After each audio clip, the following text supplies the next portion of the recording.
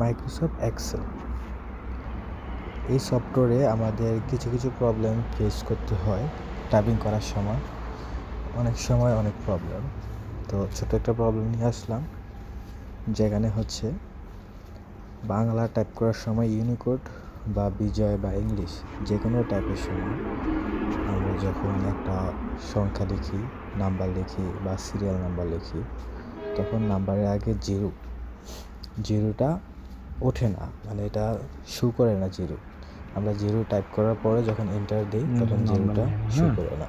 দেখেন, আমি একটা নাম্বার লিখলাম এখানে, মানে একটা আননোন নাম্বার, এন্টার দেওয়ার পরে জিরোটা অটোমেটিক গায়েব হয়ে গেছে, মানে এটা শো করছে না। এটা এক্সেল ফাইল এটাকে মাইনাস হিসাবে দেখছে, কারণ জিরোর কোনো দাম নেই, এই জন্য এটা বসায় নেই। তো আমরা জিরো কীভাবে বসাবো, কি কোড দিলে জিরো বসাতে পারবো? জিরোটার জন্য কি করতে হবে আমাদের? দেখেন, আপনার এখানে হচ্ছে যেই ঘরে আমরা টাইপ করব বা যেখানে আমরা টাইপ করব বা পুরোটা সিলেক্ট করতে পারেন।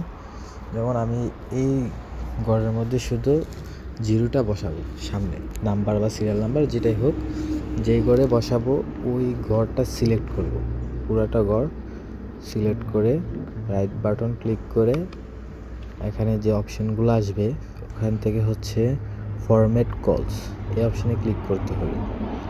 তারপর এখানে নাম্বার অপশানে ক্লিক করে এখান থেকে এই ট্যাক্স মোডটা চালু করে ওকে করে দিবেন। তাহলে হচ্ছে আমরা যেটা টাইপ করব এটা উঠবে, কোনো কিছু নট শোয়িং